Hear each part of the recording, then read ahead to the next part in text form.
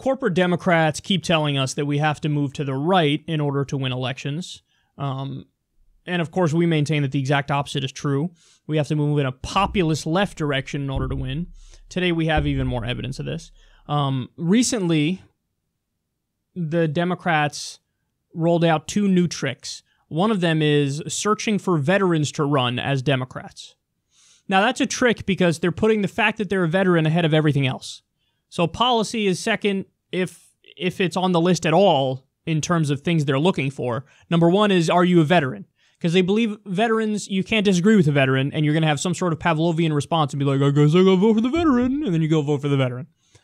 So that's one trick they're doing. The other trick they're doing is they're teaming up, the Democratic Congressional Campaign Committee is now teaming up with Blue Dogs. When before, even during the right-wing shift of the Democratic Party, they had drawn a line there and said, but come on, we're not going to go with the Blue Dogs because the Blue Dogs are too right-wing. Well, now they're going, no, we're going to cuddle up to the Blue Dogs and we're going to run Blue Dog candidates. So in other words, move further to the right and just use more tricks to try to get people to vote for you as opposed to running candidates who care deeply about the issues and want to fight for the people. Well, guess what? There's even more evidence that the approach of Justice Democrats and brand new Congress and National Nurses United and various third-party efforts and our revolution, there's more evidence that we are correct in pushing populist left Bernie Sanders-style candidates. Now, we already know Bernie's the most popular politician in America, by far and away. So that should be enough evidence right there. But look at this. This is incredible. Bernie Sanders' plan to make tuition free at all public colleges and universities is becoming a mainstream position in the Democratic Party. But the plan has appeal far beyond the Democratic faithful. A Morning Consult poll conducted in mid-September finds that a plurality of self-identified Republicans now agree with the proposal to make 4-year public colleges and universities tuition-free, as the question is worded. 47% of Republican respondents say they strongly or somewhat support the proposal, while 45% say they strongly or somewhat oppose it. 7% say they don't know or have no opinion. Among self-identified Tea Party backers, support is also strong, with 50% saying they support the proposal, while 49% oppose it. Overall, 63% of Americans support the proposal, while 29% oppose it. More Republicans support free college than don't. Guess what? This is on top of the news that we covered recently, that more Republicans support Medicare for all than don't. 2 of the biggest issues that the populist left is fighting for, that our Justice Democrat candidates are fighting for, are issues where it's not just the Democrats who agree with us, the grassroots Democrats, it is the Republicans. There can be no more debate. There can be no more discussion. All of the evidence is crystal clear. The way to fight the Republicans, the elected Republicans, the politicians, is with the populist left. How much more evidence do you need? But guess what? It's not really about the evidence now, is it? It's about the fact that many in the Democratic Party, the corporate Democrats, the ones who are elected, they think, well, no, thing number 1 I have to do is serve my corporate donors. And since I have to serve my corporate donors, there's certain ideas that might be overwhelmingly popular, but I can't go down that road. It's impossible for me to go down that road because then I piss off my donors. And if I piss off my donors, I'm threatening my reelection. So look, I want to help, but I can't do that. I can't do things that are good, that are right, that the American people want, because then that might hurt my chances of reelection. Well, guess what? You don't have to worry about that now, do you, if you don't take corporate money and PAC money? Guess who doesn't take corporate money and PAC money? Justice Democrats.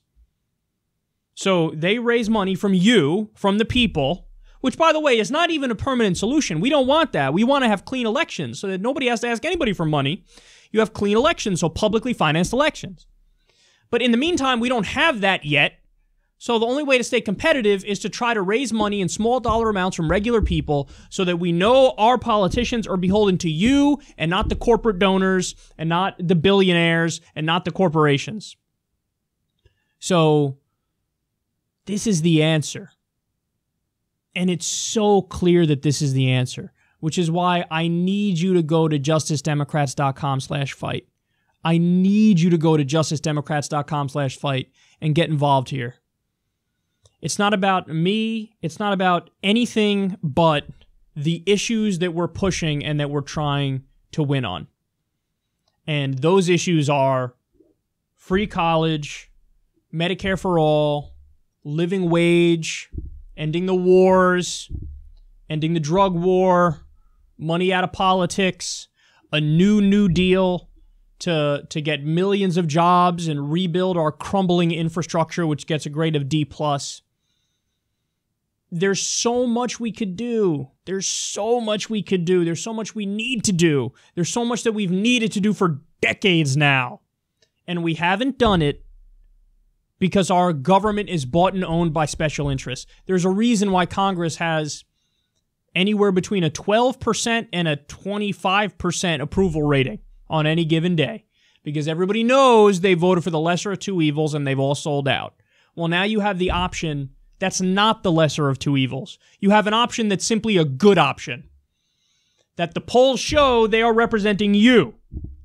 Not just Democrats and the left, but the right too. Because the right, secretly, see, they don't even know it, man. They don't even know that they agree with us on many of these issues.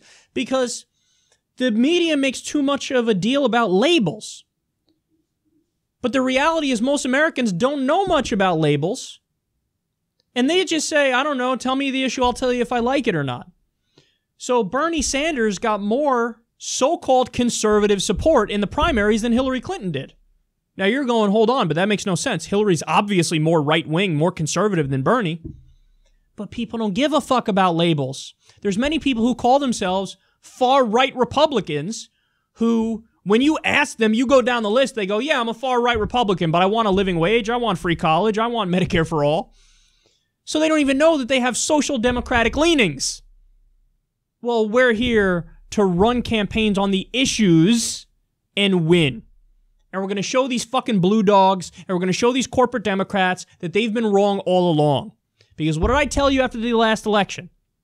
When the Democrats got their asses handed to them on a silver platter, I said, watch them learn the exact wrong lesson. And the lesson they're going to take away from it is, oh my goodness, the problem was Hillary moved too far to the left. And what we needed was a candidate who was going to move further right and be more corporatist and be more neoliberal. Because that's the only way to get the moderate votes, right? Well, no. It turns out whether or not people call themselves moderate or conservative or liberal, when you go issue for issue, shocker, they like free college, they like free healthcare, they like a living wage. So this is the stuff that we're going to fight for. This is the stuff that we're going to get done. justicedemocrats.com/fight.